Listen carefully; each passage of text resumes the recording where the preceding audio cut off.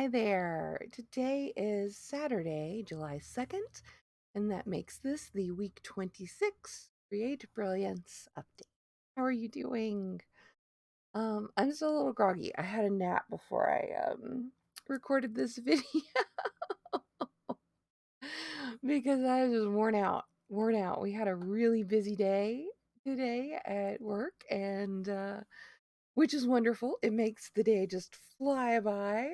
But that combined with the heat, and it's just like, yeah, yeah, I am back to wanting naps after my Saturday shifts. Such is life. Such is life. So, I have a couple of finished objects to share. That's always fun. I was like, I think I've been pretty clear and upfront that I've been a little up and down, a little struggling a little bit. Um just, getting stuff done, but just kind of really having to kind of slog through stuff for a while. But like Thursday, I woke up and I was like, once I finally did wake up again, mornings are not my friend, but yeah, once I got up and got going, I'm like, ooh, I want to finish stuff. Now, already, Remo, please, finished my Hercule Poirot holidays ball. I say sweater, but I'm like, no, that's not what it is. And so not only is it off the needles, but it is gloriously blocked as well. I wore it to work today. This is probably the best shot right here to see like all the glorious layers.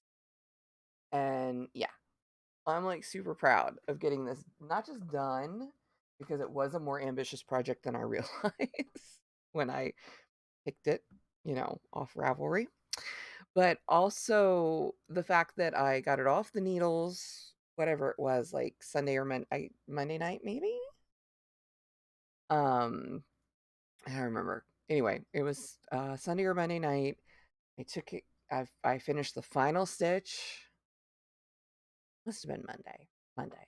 And then Wednesday night, I had it on the blocking boards. And then Thursday night, I got it off the blocking boards and woven the ends, and boom, it's done. Lovely. Considering my last two projects that I needed to block after they were knit took 6 months and then 3 months to get from off the needles to the blocking boards. That's a great, that's just yay, a great progression. And I was like just all fired up to finish projects, and I was like looking around, and it's like I know I have some projects that are sitting there that just need a few more things done, and then they will no longer be unfinished objects, because let's face it, they hadn't been worked on in so long. They were not considered works in progress. They were UFOs, unfinished objects that yeah, I could finish them in a couple of nights, and I did.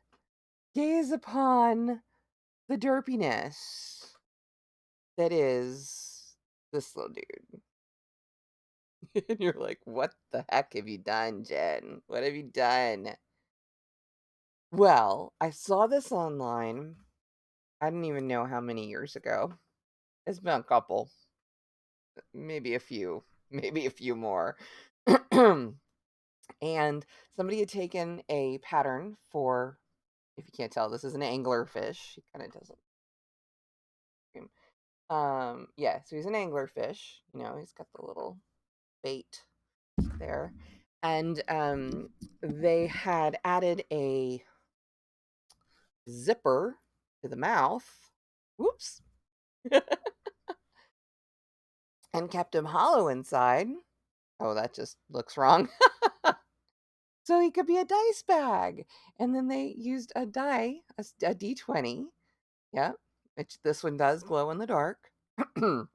As the lure, and yeah, it's goofy, it's silly, and I'm like, oh my gosh, I need to make one for Todd. And then it would just like, yeah, I got a certain amount of the way through it. Like I've had the body crocheted, fully crocheted. Um, and the tail attached and everything um for a while. It was just I had had a gauge issue. Yeah, he's a little deflated right now.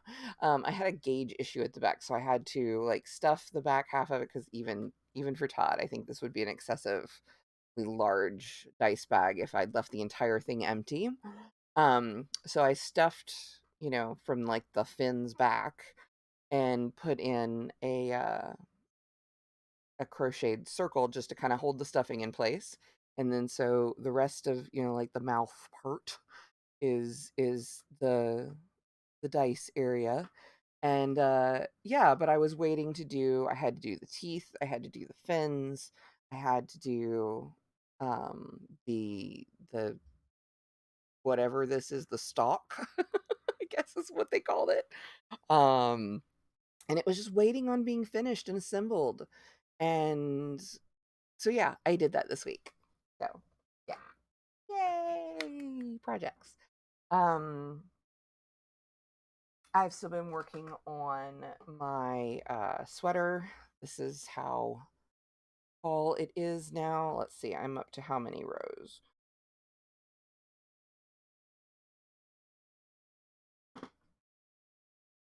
Okay, right. I'm like up to like 34, 35 rows. So this is about halfway from the lower hem to, where it'll divide for the armholes. So, and this is crocheted out of the Creative Crochet Sweater book, which I set down and I'm not really sure where it is right now, but that's okay. I don't need it for a while. Again, I'm only halfway through this part and I don't need the pattern for that because it just keeps going and going and going. And then I've reached a point of renewed vigor on book 4 revisions. So I made it through the first pass and I identified the parts that needed work. It's kind of funny to say it this way and but still true. Like so I just have like two parts of the book that just need a little bit of reworking, a little tweaking.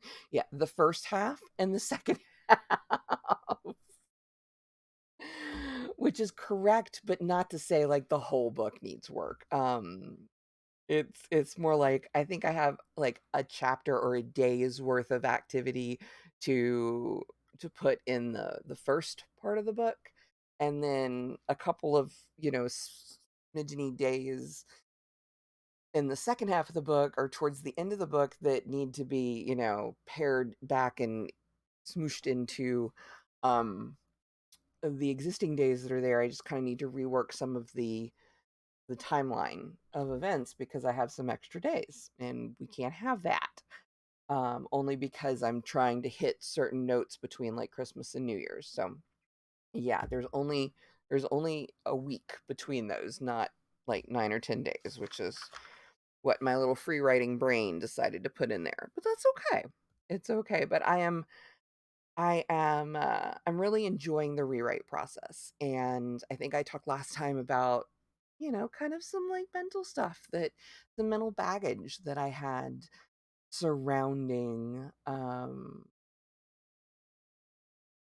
some of the writing of the first draft of book 4.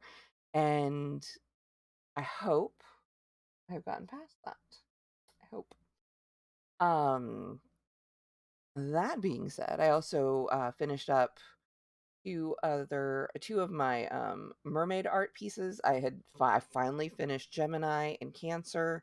Um so yay, I'm now 2/3 of the way through the Zodiac Merfolk um drawing project, and that was just supposed to be something fun that has now turned into something, although what that something is I'm not 100% sure, and that's okay.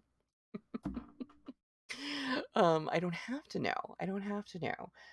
So yeah, keep your eyes peeled because I will get around to editing the footage for those and then start putting those back up on YouTube and the other social chapter channels, Facebook, Instagram, and TikTok in some way, shape, or form. Um So yeah, that is the more immediate bits. I would also like to confess that I have downloaded Fall Guys, the the video game from Epic Games, and it is one of the most ridiculous but wonderful things that I have done in a while. It went free to play as of June 21st. So if you're not familiar, it's basically it's set up the premise is like it's a game show, and like it starts off with 60 players or competitors, and so there's just these different race levels, and some of them you have to be one of the first however many to cross the finish line, or others it's like survival mode, you just have to not be knocked out until the requisite number have been eliminated. um I suck at it, but I love playing it anyway. It's so much fun. It's so silly. And part of it, I mean, is just like the graphics and just the way it's done. It's like these kind of ridiculous obstacle courses, but you're running around as like this little jelly bean, although I think I read in a wiki somewhere that these are like 6 feet tall jelly beans with arms and legs.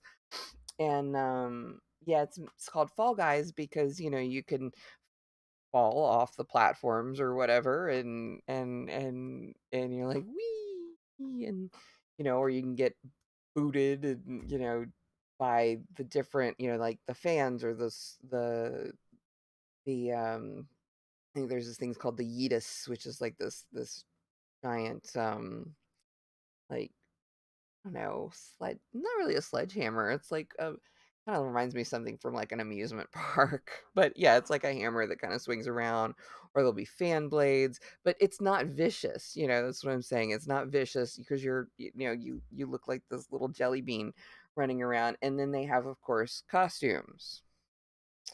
And so you can look, I mean, you just look absolutely ridiculous. And it's so much fun. So yeah, if you haven't tried it, look it up. Fall Guys went free to play. So yeah, all you have to do is like, it works on several platforms, or you can run it through your computer through the Epic Games engine. Not affiliated, not sponsored. I just I've seen other people play it and it looked like fun. So when it became free, I'm like, yeah, fine. I'm gonna go ahead and download it and give it a try. Even though I usually suck at, games where I have to like compete against other people, but it's random and it's fun. And anyway, that being said, so yes, we had much fun and much play this week. So yeah, I don't mind that. Um, which brings us to kind of a this is kind of a momentous occasion.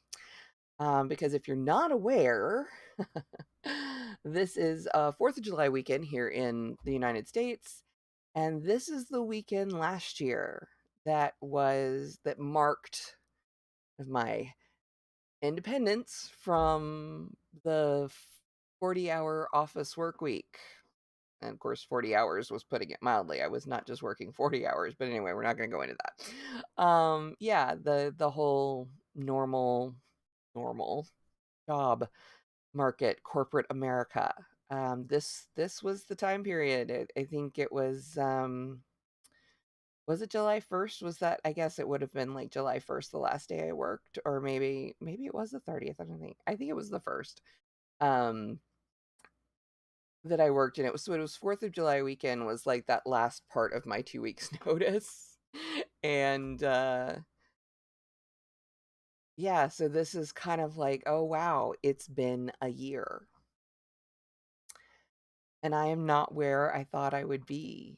I was doing pretty good at the 6-month part. I mean, I wasn't where I thought I'd be as far as like building my newsletter, or earning money, like by those measurable metrics. I was not where I needed to be or thought I could be. But I had to reframe what what I had expected, what I thought could be done in that period of time. um but I was still feeling pretty good about it. These last 6 months, Production has been a lot slower. Um, on the one hand, I think I am taking a little bit more time, and sometimes that's necessary. On the other hand, I lost a little bit of momentum, and that's worth saying. This is kind of like that clear, unvarnished truth of what being a full-time creative looks like. And yeah, I've hit some kids.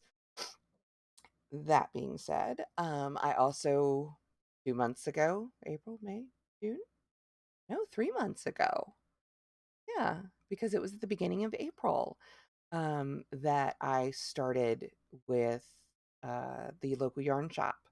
And so that was something that, if I wasn't, I had, one of the conversations Todd and I had when we were discussing whether it was feasible for me to stop working full time and kind of pour myself into full time creativity. Was, well, what after a year, nothing's happened. And I'm like, oh my gosh, if I'm not like bringing in any income in a year, I'll probably have, looked for another job myself. Um, so it was at about the 9 month mark that I had the opportunity to join the local yarn shop team. And of course, it's a part time job. It's not meant to be a full time job. It's not meant to replace the income that I was making, because it's not the hours, not the environment, not the pay, and that was a known thing. It's a good supplement and it's a good part of the whole, but I still need to be creating, and so there was an adjustment period there. So I have done what I said in that respect. Is like, yeah, I can see the writings on the wall. This is taking way longer than I thought it would. Um, but at the same time, you know, I've kept that up. Um, oh, I just kind of like brain blip. No, at the same time, I am nowhere near where I thought I would be at the year point, which brings me to the week 26. Brilliance is failure, and failure's okay. Like they say in Meet the Robinsons, one of my favorite movies, from failure, you learn. From success, not so much. Or maybe it's from failure, we learn. But anyway, um, failure is not the end. This is not the end of my journey. This is just a milestone. And it's not even the failure that's the milestone. It's more like the time, that's being marked. It's been a year. I'm not anywhere close to replacing the income I had working full time as a bookkeeper, full time plus as a bookkeeper. Not there. Nowhere near. I still am depending on Todd for financial support right now. And that's, fortunately, and I am lucky that that is an option for me. We're not like, okay, time's up, you gotta get back out there, and I was like, but no, but I'm like, okay, I need to again revise my outlook and take a harder look at what I'm doing and how I'm spending my time. So I'm going to be focusing a little bit more on the copywriting course that I had begun and getting that finished, and so I can, start using those skills. Maybe pick up some freelance work in that respect or in others, and just not put all the eggs just in the book basket. Although I am still working on the books and I am still promoting the books. I need to actually like start really promoting the books. But it's all part of the process, and I know I have a better handle now on how much time things take. And again, fortunately, I have the opportunity to still have that luxury of time and support to be able to give this more time and work things out. And I appreciate that, because I know that that is a privilege afforded to me that not everybody has. Um, like I said, failure is not an end, and from failure we learn. And there is a there's a phrase, I don't know if it's really a philosophy, but there's a phrase called failing up. And that's where you take your failure. If, as I understand it, it's where you kind of take your failure, you learn from it, and you use that information as you keep going. So we'll have lots of little failures every week. Like, my goal to get up at 9:30 every day, or no later than 9:30 every day, um, is a huge failure. I tried that several weeks ago. It did not stick. Yeah, and yeah, mornings and I not so good friends. Um, but I keep trying. I keep trying. Keep trying different things to make that work. Um, getting a book done in a month. Okay, yeah, I failed at that, but that's okay. Um, Now I learn, but the more books I write, the better I write, and the less small tweaks I have to do. It's big tweaks, it's big like restructures and stuff. But even then, it's not as daunting as it was in those first books and looking like, oh my gosh, what am I gonna do? Um, putting out the coloring books. Like, well, do I need to? I have failed to promote those adequately, but I can also still use that art in other ways. And I'm looking forward to that and kind of making it all come full circle there. So I'm revising my ideas. I'm looking at where, those fail points, and I'm seeing what I can learn from it and turn those into. And it's not about turning failure into success. It's taking the experience as a whole and learning from it. So that's what I'm working on. And